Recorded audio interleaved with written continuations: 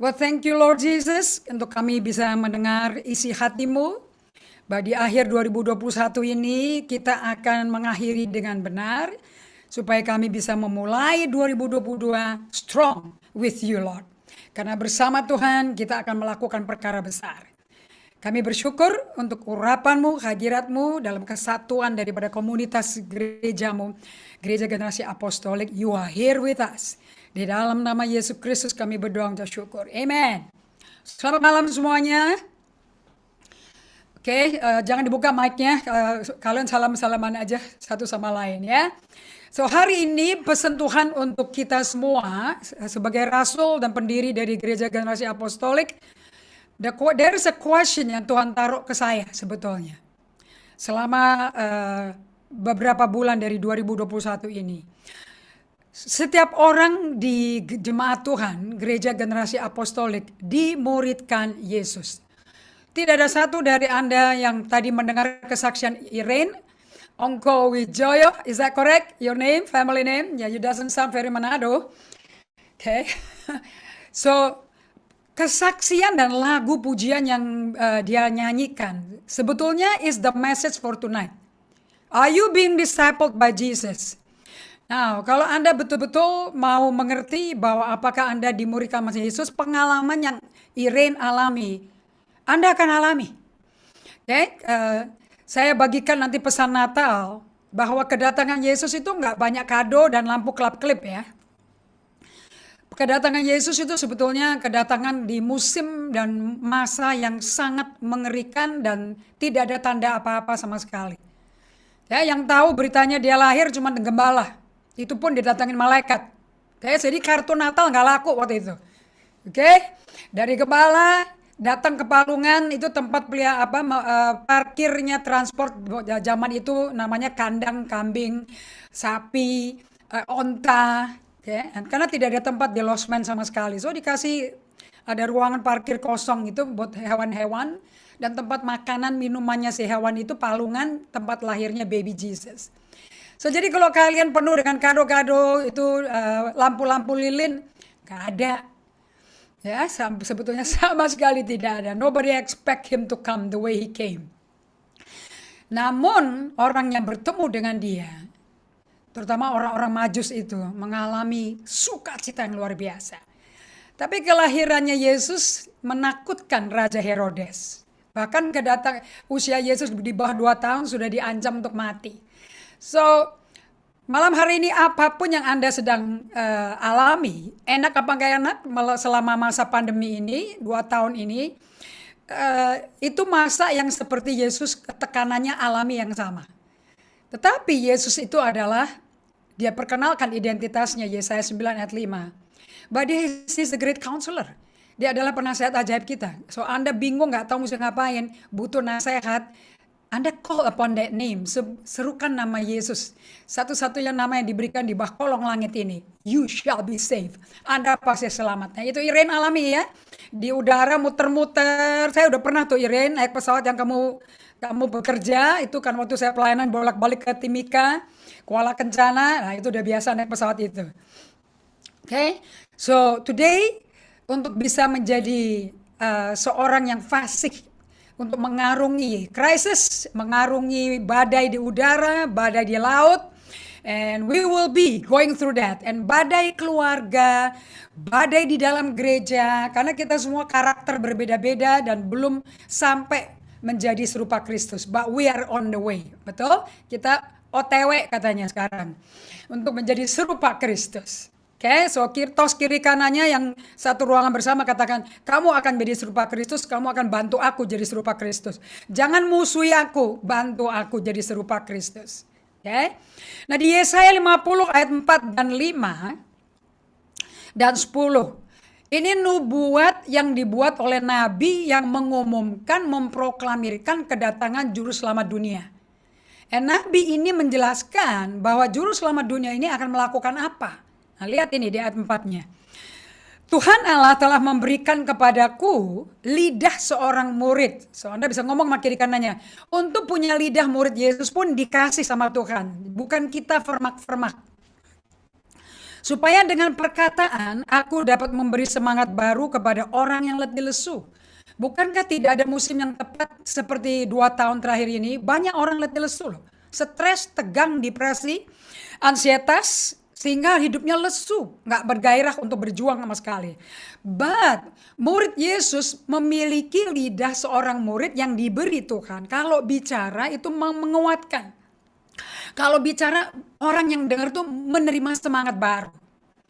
Setiap pagi dia pertajam pendengaranku. So pendengaran murid Kristus dipertajam Tuhan. Bukan kerjaan kita. Bukan kekuatan kita. 100% anugerah pekerjaan Yesus. Kuncinya sekarang adalah apakah Anda mengizinkan Tuhan mempertajam pendengaranmu untuk mendengar seperti seorang murid. Tuhan Allah telah membuka telingaku. So, sama seperti jemaatnya murid-murid Kristus di jalan menuju ke Emmaus. Kalau nggak dibuka matanya, nggak tahu Yesus ada di tengah-tengah mereka. So hari ini di ayat 5 dikatakan, the Lord yang membuka, open the ears, supaya aku jadi telinga murid. Di mana aku nggak berontak atau I don't even look back. Saya nggak lihat ke belakang. 10. Siapa di antaramu yang takut akan Tuhan dan mendengarkan suara hambanya jika ia hidup dalam kegelapan dan tidak ada cahaya bersinar baginya? Baiklah ia percaya kepada nama Tuhan dan bersandar pada Allahnya. So ciri-ciri daripada murid Kristus, Anda yang sudah hidup takut akan Tuhan, bukan ketakutan akan Tuhan, ya takut akan Tuhan, hormat akan Tuhan. Pasti bisa mendengar suara hamba Tuhan, suaranya Tuhan Yesus. Anda nggak berarti kalau udah murid Kristus bebas problem. Kesaksian Iren cocok sekali malam hari ini. Sekalipun Iren sudah ikut Tuhan, memilih menghormati imanku hanya pada satu Tuhan, Yesus Kristus Juru Selamat satu-satunya dan Tuhanku. Bisa hidup dalam kegelapan, cuaca di Manado gelap, puter balik ke Makassar. Saya tahu itu rute itu muter-muter saya udah pernah juga itu, oke? Kalau jadi penumpang dangding dong. Kalau hari ini saya dengar stewardessnya yang dangding dong. Apalagi passenger. Saya sukanya duduknya di emergency seat loh, Irin, you know that. Okay? So, even though you walk in darkness. Jadi untuk kita sebagai murid Kristus udah siap-siap aja, kegelapan tuh porsi kita. Nothing itu nggak ada yang mesti kaget-kaget. Selama Anda bergaul sama firman. Darkness will be our path of our development. Bagian jalur daripada pengembangan kita menjadi murid Kristus untuk menjadi serupa Kristus. Look, what can you do? Seperti Iren tadi. I can only call the name of Jesus. Aku mesti ngetes perimanku percaya Yesus benar-benar solid tidak? Sah nggak? Atau cuma jago di khotbah tapi nggak bisa dihidupin? So, saya nggak mau kalah dong sama Iren dong. Dia kan punya pengalaman tuh. Kalau cuma khotbah doang memalukan, right? So, the Amplified Bible, I really like the scripture. Who is among you who fears the Lord, who obeys the voice of his servant, yet who walks in darkness and has no light? Let him trust and be confident loh. In the name of the Lord, dalam nama Tuhan kita, Tuhan kita, Tuan, and let him rely on his God. Akan tiba kalau kita betul-betul bertumbuh menjadi serupa Kristus, trial, pencobaan akan pasti menanti kita. And all your spiritual sons, di Yesaya 54 ayat 13-14, ini bagaimana pengikut Yesus Juru Selamat akan mengalami perawatan, pemuritan langsung dari Yesus. And all your spiritual sons, semua anak-anak rohani GGA, will be disciples of the Lord. Anda semua akan punya pengalaman pribadi kayak Iren, di mana Anda akan dimuridkan langsung oleh Yesus. Now that's a privilege bagi kita semua. And great will be the well-being of your sons. Maka kondisi, keberadaan dari setiap putra rohani akan sangat-sangat luar biasa. Oke, saya langsung jump ke ayat 13 di Indonesian version. Semua anakmu, anak rohani ya, akan menjadi murid Tuhan, besar kesejahteraan. So kalau Anda mau hidup sejahtera di tengah-tengah pandemi COVID-19, Anda akan butuh punya pengalaman dimuridkan Yesus. Kalau tidak, kesejahteraanmu akan palsu. Kesejahteraan eksternal bukan dari inside out, bukan dari dalam keluar. So pertanyaan hari ini yang Tuhan kasih ke saya, untuk GGA, Apakah Anda telah dimuridkan pribadi oleh Tuhan Yesus Kristus? Iren Ongko Wijaya langsung on the plane, berapa ribu kaki di atas permukaan laut, langsung dimuridkan Yesus. Nah, kata pemuridan itu digambarkan Yesus sebagai berikut. Kalau Anda buka Injil dan mendengar kata-kata ini, sebetulnya itu menggambarkan hubungan kita sama Yesus, which is hubungan pemuridan. Pokok anggur dan carang. Anda tahu kan? Yohanes 15. That's relationship antara kita dengan gembala kita. 2. Dia bicara Yohanes 9:10. Gembala dan domba. 230 kali dipakai kata murid dalam bahasa Greka matetes, yang artinya pengikut Yesus. So, kalau Anda perhatikan baik-baik di Matius 4 ayat 19, saya mau make sure every scripture bisa dipakai dengan the right way. Jangan kutip-kutip ayat, Padi, you don't know how to use it. Matius 4 ayat 19, pertama kali Yesus memulai pelayanannya di bumi pada usia 30 tahun setelah dibaptis Islam di Sungai Yordan. Pengalaman pertama yang dia ajak kepada kita semua adalah, mari ikut aku. So dia mulai pelayanan yang terbuka di publik dengan come follow me. Mari ikut aku. Nah, ini Tuhan bukakan ke saya semenjak saya dimuridin Yesus melalui day by day. Sehingga saya mulai mengalami kesembuhan emosi, kesehatan emosi. Di sini dikatakan bahwa public ministry-nya Tuhan Yesus itu dimulai dengan dia mengundang, dia manggil. Come, ayo ikut aku. So ini invitation for every one of you. Di sini semua yang hadir malam hari ini. Come, Tuhan ngundang Anda. Tidak via Apostle Indri, tidak via Pastor Evelyn, directly. Makanya ujian seperti di udara, berapa puluh 30 ribu kaki di atas permukaan air oleh Iren Ongko Wijaya, itu proof bahwa Iren itu dipanggil dan menerima undangan Yesus apa tidak. Karena di sana dia nggak bisa telepon Pastor If, dia nggak bisa telepon Apostle, dia nggak bisa telepon SL-nya, dia hanya bisa telepon ke pin number J333, right? Jeremiah 33. Okay, call upon me. Telepon aku, panggil aku, serukan aku. Aku akan menjawab doamu dan aku akan melakukan perkara besar. Nah, kemudian diakhiri dengan pelayanannya dia selama 3 tahun di bumi. Pergilah kepada si follower itu, now you go. Pergi, jadikan semua bangsa muridku. Now, sinonim-sinonim yang dipakai di dalam Alkitab di Injil yang menggambarkan hubungan Yesus dengan pengikutnya, itu dipanggilnya murid, dipanggil student, pembelajar, learner, dipanggil siswa, dipanggil apprentice. Saya suka kata-kata apprentice karena saya baca buku dari guru yang luar biasa namanya Dallas Willard. Okay? Dia selalu suka pakai kata apprentice, and I agree with that. Atau mentee. Okay. Nah, ini mentee dari sudut apa sih? Mentee dari sudut orang-orang yang ngikuti lifestyle of Jesus. Gaya hidup Yesus yang ditiru. Bukan cuma khotbah mingguan yang mau ditiru gimana, cuma mingguan karena gak bisa tanya jawab. Tetapi ini mengikuti Yesus day by day. Sesering mungkin Anda datang ke hadirat Tuhan, ke hadapan Tuhan. As much as possible. Saya pegang perkataan Pastor Chris Hodges. Dia berkata begini, kalau doa jemaat Tuhan, kepada jemaatnya dia ngomong, Anda pilih 5 jam sekali doa per hari, atau Anda pilih 5 menit, 2 menit, tapi sesering mungkin sepanjang hari. Sehingga Anda exercise, latihan hidup praktek di dalam hadirat Tuhan. Yang mana kamu pilih? Mau hanya 5 jam, buang, kelar, aku udah doa 5 jam. Bahasa roh 2 jam. Baca ayat, kemudian teriak-teriak sama Tuhan, minta-minta. Atau kamu tiap menit bisa datang ke Tuhan. Setiap 20 menit, hai Lord, pilih yang mana? Yang punya hubungan dengan Tuhan yang mana? Yang pertama, doanya tancap 5 jam satu hari, sekali aja tiap pagi, atau yang setiap sepanjang hari bertemu sama Tuhan. Yang mana yang kenal Tuhan kira-kira? Yang kedua apa yang pertama? Ada boleh jawab, ini kan kameramu kan nonton semua, saya nonton semua muka kalian gitu. Boleh jawab, 2, 1 gitu loh. 1, 2, yang mana? Yang mana yang kenal Tuhan kira-kira? 1 apa 2? Jangan ketawa Pak Agun. 1 apa 2? 2. Oke. So, tidak ada orang bisa menjadi pembelajar atau apprentice kalau nggak bersampingan sama Yesus.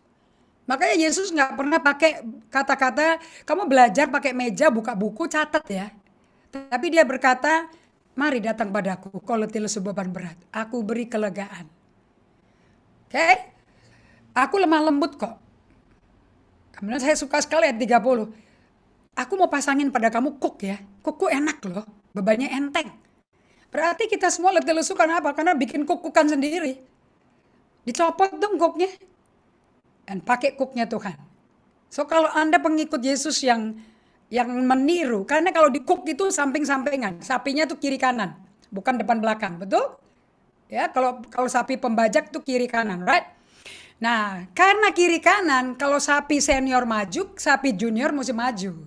Lama-lama kita berderap kakinya tuh satu persatu jalan sama dia, lama-lama kebiasaan ototnya kebentuk dulu. Dengan kekuatan seniornya itu. Nah kalau Anda nggak pernah belajar seperti ini, dan Anda nggak tahu gaya hidupnya Yesus seperti apa di kerajaan Bapaknya. So sinonim-sinonim yang menggambarkan hubungan Yesus dan pengikut ini harus Anda mengerti. Tuhan mau Anda menjadi apprentice, menjadi mentee, oke, dan pemuritan itu kalau sesuai Alkitab itu di abad pertama, katakan abad pertama, itu di Kisah Rasul 2 ya. The first century church. Di abad pertama seluruh murid Yesus yang 12 lulus ujian mental, mereka semua itu hanya dimuridin untuk diarahkan ke pribadinya Yesus. Nggak pernah ke gedung, ke bangunan, ke lambang, nggak ada icon-icon emoji-emoji itu nggak ada. Tapi a real life pribadi yang nyata, yang hidup namanya Yesus. Tapi kalau kita bandingkan sekarang dengan gereja kontemporer, karena saya sebagai rasul bangun gereja, saya tahu kalau gereja itu sampai pecah, ada murid sampai kepahitan mental dari yang namanya orang Kristen senior yang mestinya jadi mentor, jadi model, kok mental, kok hubungan jadi pahit. Nah, itu ternyata adalah sistem pemuritan kontemporer. Di mana yang namanya pemuritan konotasinya adalah hubungan antara sesama orang percaya. Jadi pertanyaan saya malam hari ini kepada Anda semua, so I can bring you to a change of mindset. Apakah Anda sudah dimuridin Tuhan? Atau Anda nunggu orang muridin Anda? Okay. Nah, memunculkan sebuah pengertian pementoran, life to life, one to one discipleship. Ini sistem-sistem yang dipakai, istilah-istilah yang dipakai di dunia saat ini ya. Memunculkan sebuah pengertian pementoran satu ke satu, one on one. Okay. Oleh Kristen senior, jadi senior sama yang junior. Atau sekelompok orang percaya dimentor oleh satu orang bersamaan.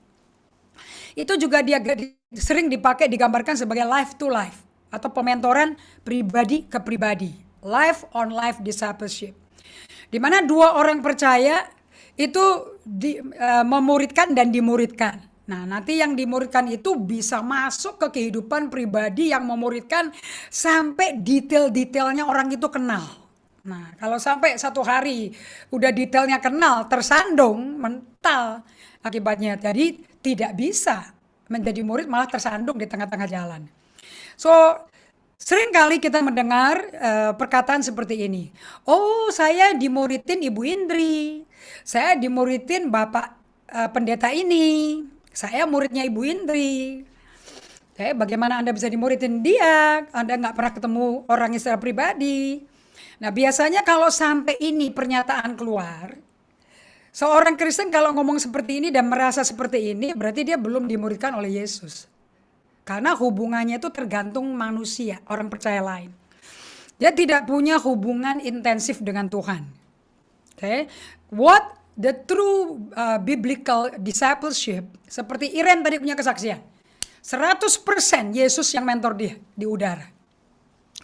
Nah, kalau kita buka keempat buku Injil, Injil artinya kabar baik ya. So it should be a good news for all of us. Fokus keempat kitab Injil dan kisah para rasul. Waktu saya baru lahir baru, saya paling suka baca kisah para rasul. Selalu itu difokuskan kepada masing-masing orang Kristen yang dimuridkan secara pribadi oleh pribadi Yesus. Tidak pernah gereja mula-mula itu fokus ke orang percaya lain. Nggak ada. Nanti saya tunjukin ayatnya. So Michael Wilken, penulis buku Following the Master, dia tulis kayak gini. Discipleship is becoming like Jesus as we walk with him in the real world. Discipleship is becoming like Jesus as we walk with him in the real world. Kalau Anda baca semua suratan daripada perjanjian baru, 2/3 ditulis sama Rasul Paulus, 100% bicara walk in step with God. Sebanyak orang dipimpin roh, orang-orang yang hidup dipimpin roh akan sudah menyalibkan dagingnya. Mereka disebut anak-anak Allah. So discipleship is really direct relationship sama Tuhan Yesus. Nah, jadi Great Commission Matius 28 ayat 18, 19, 20. The Great Commission tidak pernah, never ever. Michael Wilken berkata seperti ini. Was not about the commissioning of Peter, James, and John and the rest of the disciple to take on the discipleship on themselves. Artinya itu beginilah. Anda boleh bongkar ya keempat Injil sama kisah para rasul. Tidak pernah Petrus, Yakobus, Yohanes, dan seluruh muridnya Yesus pada waktu menerima amanat agung, maka mereka pikul semua pekerjaan memuridkan bangsa-bangsa di tangan mereka sendiri. Nggak pernah. That was not the impression. Kalau saya sekarang, selama ini impresinya kayak gitu. Aku yang mesti melakukan pemuridan. But look at this. Ternyata tidak seperti itu. Yang mereka diberi amanat oleh Tuhan, mereka menerima. Bagus sekali penjelasannya. Rather, it was the call for Peter, James, and John and the rest of the disciple to proclaim. Ternyata ini panggilan bagi Petrus, Yohanes, Yakobus, dan semua murid lainnya. Mereka mendapat panggilan untuk memproklamirkan tersedianya hubungan yang terus berkesinambungan sambil belajar step by step berjalan dengan Tuhan tuh kayak apa sih? Dengan Yesus Tuhan kita yang bangkit dari mati dan sudah Isa Al-Masih kembali ke surga dan sekarang hari ini dia duduk sebelah kanan Allah Bapa. Di mana dia tetap bersama pengikutnya. Murid itu udah harus pengikut. Kalau murid nggak ngikutin pengikut menjadi pengikutnya Yesus, yang namanya adalah kebenaran, kehidupan, dan jalan kebenaran kehidupan. Nah, kalau ikut jalan kebenaran kehidupan berarti Anda ikut gaya hidupnya Yesus. Nah, ini tetap bisa terjadi sampai hari ini, malam ini. Karena setiap orang pengikutnya diberikan rohnya. Sebanyak orang dipimpin Roh Kudus. Dia anak Allah. Kalau Anda nggak punya Roh Kristus, Anda sama sekali bukan milik Kristus. So tonight saya berdoa Anda betul-betul melakukan panggilan ini dengan benar ya. Jangan salah translation. You don't owe anybody anything. Setiap mentor yang betul akan memodelkan bagaimana Anda bisa punya hubungan pemuridan direct oleh Yesus seperti nubuat Yesaya 50 ayat 10, Yesaya 54 ayat 13 itu digenapi di para murid. So, Yesus sudah membuat hal di atas itu dengan jelas kok. Kita lihat di Matius 23 ya, ayat 8 sampai 10. Apakah kita ini manusia, saya ini Apostle Indri ini harus bertanggung jawab untuk semua kalian? Saya handle sendiri cara dimuridin kayak begini bentuknya. Ternyata enggak. My walk with Jesus 6 tahun ini berjalan dengan day by day, discipline, creating a habit untuk berjalan dengan Tuhan. Saya dimuridin. Saya tidak muridin dengan teori, tapi pemuridan melalui pemodelan. How do you relate with God? Itu kelihatan dari relationship with God. So Yesus sudah membuat hal di atas itu dengan jelas dalam Matius 23. Bentuknya apa ini? Betul nggak? Yesus itu satu-satunya rabi kita yang memuridkan Anda masing-masing. Tetapi jangan kamu disebut rabi ya, karena hanya satu rabimu loh, dan kamu semua adalah saudara. Dan janganlah kamu menyebut siapapun Bapak di bumi ini, karena hanya satu Bapakmu yaitu Dia yang di sorga. Jangan pula kamu disebut pemimpin. Karena hanya satu pemimpinmu yaitu Mesias. So saya mau tanya Bapak Ibu sekalian. Kalau gitu rabi yang benar yang mana? Apostle Indri? Pastor If? Semua SL? Atau actually Anda mestinya dibimbing kami semua supaya Anda punya hubungan pribadi sama Yesus dan dimuridin Yesus pribadi. Oke? So Yesus berkata apa sebetulnya di Matius 23 ayat 8 sampai 10? I'm the last rabbi. Akulah satu-satunya rabi itu. So Dallas Willard berkata in the Great Commission bahwa di dalam Great Commission ini gereja itu menghilangi satu ayat yang tidak diajarkan dengan jelas. So si Dallas Willard tulis buku namanya The Great Omission. Karena ada yang dikurangi. Yang mana itu Apostle Indri? Matius 28 ayat 20. This is the part yang saya nikmati saat ini melalui emotionally healthy spirituality. Dan ajarlah mereka melakukan segala sesuatu yang telah kuperintahkan kepadamu. Nah, saya mau tanya pada Bapak Ibu semuanya. Apakah Yesus memerintahkan Petrus, Yohanes, Yakobus, dan murid lainnya? Ajarin ya, aku ngajar kamu pribadi, privately. Apakah kamu mesti ngajarin ke mereka how kamu diajarkan aku private? Now that's my command. Okay. Nah, ajaran apa yang mereka harus ajarkan? Actually ajaran apa? Untuk menjadi orang-orang yang ready untuk siap hidup dalam ketaatan pada perintah-perintah Kristus. Bukan dari kognitif otak ke hati, justru dari dalam hati keluar. Inside Out. Siapa yang pernah nonton film Inside Out? That's the correct movie loh. Itu benar sekali bahwa Tuhan tidak ada formasi dalam hati kita kecuali kerjanya dia dari dalam keluar. Bukan dari brain. So it's got nothing to do Anda stupid atau IQ-nya tinggi. Tidak ada hubungan sama itu. It began with the heart. Karena cinta itu dari hati. Bukan dari otak. Betul kan Malcolm? Cinta Irian dari hati apa dari otak? So Roma 6 ayat 17 saya pakai the Passion Translation Bible. Look at this. Semua pekerjaan Tuhan dari dalam hati. And thanks be to God. For in the past, you were servants of sin. But now your obedience is hard deep. Ketaatanmu tuh dari dalam hati yang kedalaman. Ini namanya deep Christian.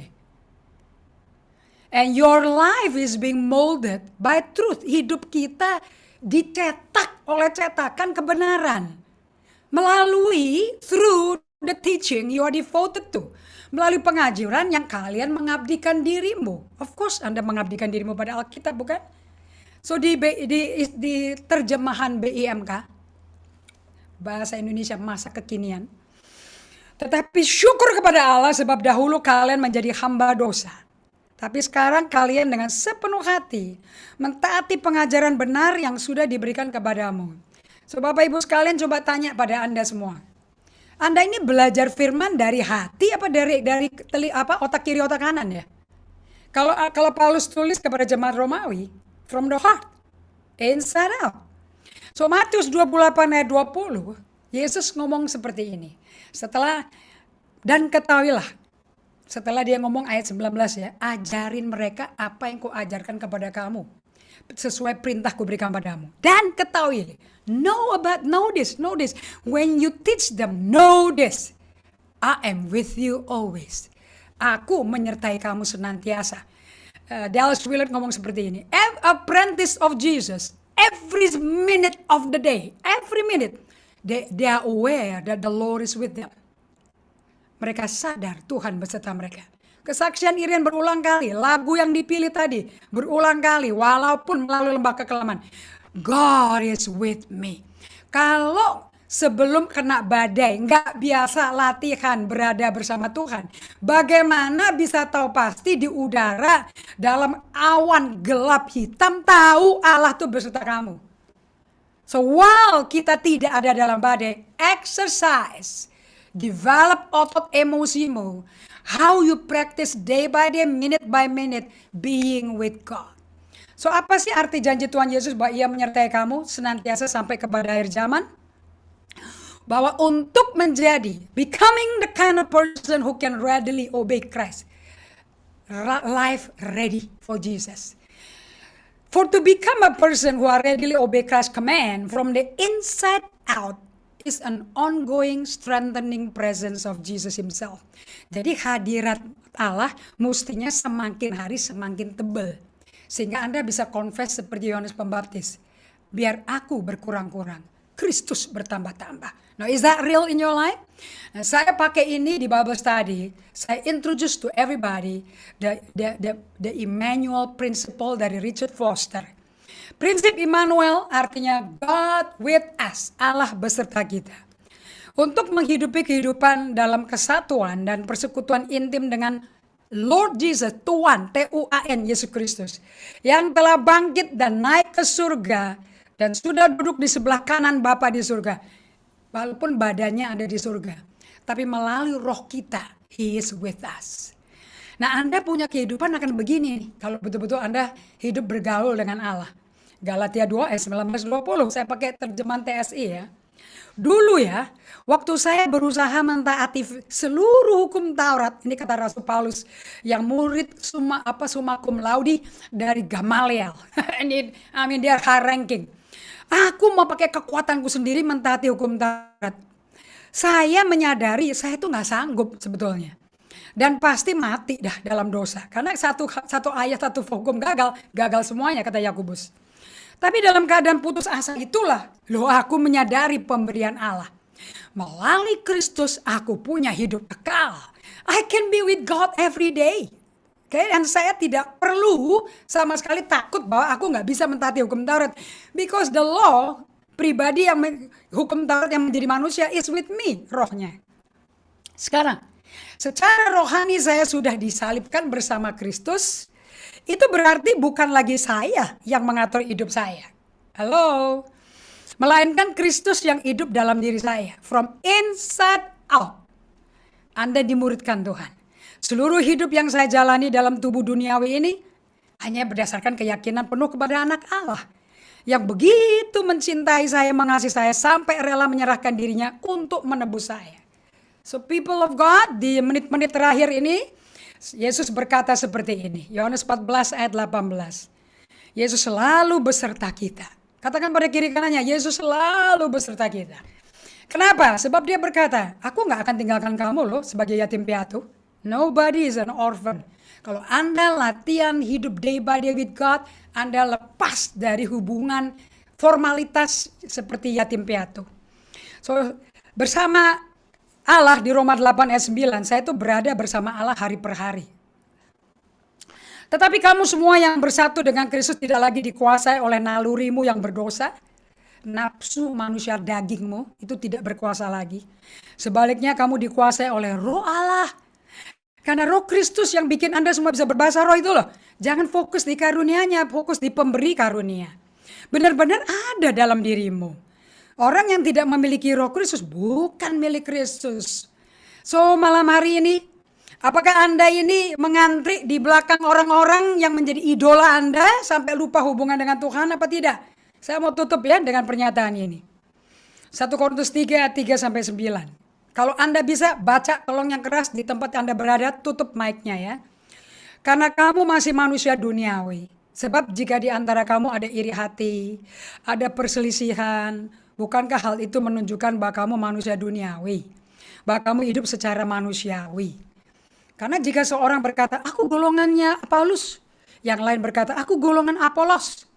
Bukankah hal itu menunjukkan bahwa kamu manusia duniawi yang bukan rohani, alias kamu belum dimuridin Yesus loh. Karena Anda punya pentolan-pentolan menjadi ikonnya Anda, punya idol. Jadi apakah Apolos, apakah Paulus? Mereka pelayan-pelayan Tuhan yang olehnya kamu jadi percaya kan? Masing-masing menurut jalan yang diberikan Tuhan kepadanya. Paulus berkata, aku nih nanam, Apolos nyiram. Tapi yang numbuhin apa yang ditanam, benih firman yang numbuhin di dalam kamu tuh Allah. Has nothing to do with me. Karena itu yang penting bukan yang nanam, bukan yang menyiram, melainkan yang memberi pertumbuhan. Baik yang menanam maupun yang nyiram sama. Dan masing-masing akan menerima upahnya sesuai dengan pekerjaannya sendiri. Karena kami adalah kawan sekerja Allah. I like this statement. Kita co-worker with Jesus. We are co-worker of God. Di mana kamu ladang Allah dan bangunan Allah. Sebab itu, saudara-saudaraku, aku telah diberitahu oleh orang-orang dari keluarga Chloe tentang kamu ya, bahwa banyak perselisihan paham di antara kamu loh. Banyak striving, banyak cekcok, banyak gosip di situ. Yang aku maksud ialah begini loh, bahwa kamu masing-masing berkata, aku dari golongan Paulus, aku dari golongan Apolos, aku dari golongan Kefas, atau aku dari golongan Kristus. Emangnya Kristus terpecah-pecah? Adakah Paulus disalibkan buat kamu? Adakah kamu dibaptis dalam nama Paulus? Nggak ada kan? Aku mengucap syukur bahwa tidak ada seorang pun juga di antara kamu yang aku baptis kecuali Krispus dan Gaius. Sehingga tidak ada orang yang dapat mengatakan bahwa kamu dibaptis dalam namaku. Sebab Kristus mengutus aku bukan untuk membaptis, tapi untuk memberitakan Injil, kabar baik. Dan itu pun bukan dengan hikmat perkataan, supaya salib Kristus jangan jadi sia-sia. Rasul Paulus hari ini menunjukkan kebodohan orang-orang Kristen yang membangun identitas dirinya berakar pada manusia, figur, individu, bukan pada Kristus Yesus. Semalam hari ini saya mau tutup dengan pernyataan ini, my time is up. Mentor Kristen yang bijaksana, tentunya kalau saya bijaksana, Pastor If bijaksana, kami berdua nggak akan menggantikan Kristus Yesus loh. Dengan kami jadi mediatornya Yesus. No, we will not do that at all. So saya mau kasih tahu pada kalian, kerindu kalau Anda betul-betul dimuridin Yesus, ada 3 tandanya. Saya mau tutup dengan cepat ya. Nomor 1, Anda akan punya kerinduan seperti ini. Yang ku kehendaki mengenal Dia, kuasa kebangkitannya, persekutuan dalam penderitaannya di mana aku jadi serupa dengan Dia. Being like Him is your cry. Nomor B, supaya mereka semua jadi satu sama seperti Engkau ya Bapa, kata Yesus. Di dalam aku di dalam Kau, mereka juga dong di dalam kita.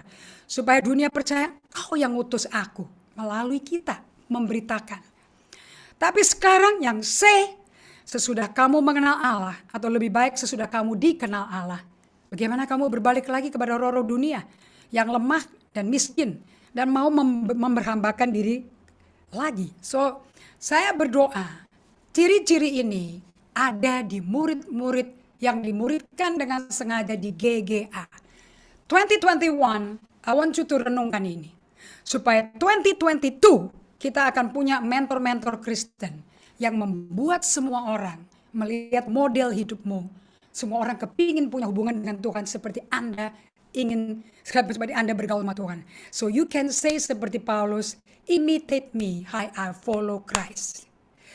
Tiru aku, 1 Korintus 11 ayat 1, bagaimana aku tiru Yesus. Bagaimana I follow Jesus. If you're a good follower, you're a good disciple. So this is the message from the Lord. Ya, Tuhan taruh di hati saya, I think about 6-7 months di belakangan tahun ini. Okay, let's pray and let's meteraikan firman ini. Bapa, aku serahkan domba yang Kau selamatkan, seluruh jiwa-jiwa yang ada di tempat ini. Kau yang selamatkan, Kau yang mati buat mereka. Semua dibaptis dalam nama-Mu, bukan nama kami. Aku minta Roh Kudus, setiap umat-Mu yang berkata, aku latihan solitude, silence, and stillness, centering to God, buat mereka ngalami pemuridan direct dari Yesus. Mereka adalah proklamir kabar baik Yesus pada semua orang yang mereka ketemui. The rest, Allah yang menumbuhkan jiwa-jiwa baru itu. Terima kasih ya Bapak. Luruskan kembali GGA kepada jalannya Tuhan. Aku minta sebagai penutup pesan-Mu bagi gereja lokal ini, Kau meteraikan dan Kau bekerja. Di dalam nama Yesus Kristus kami berdoa mengucap syukur. Aku berikan hormat pujian hanya bagi-Mu. Dalam nama Yesus, amin.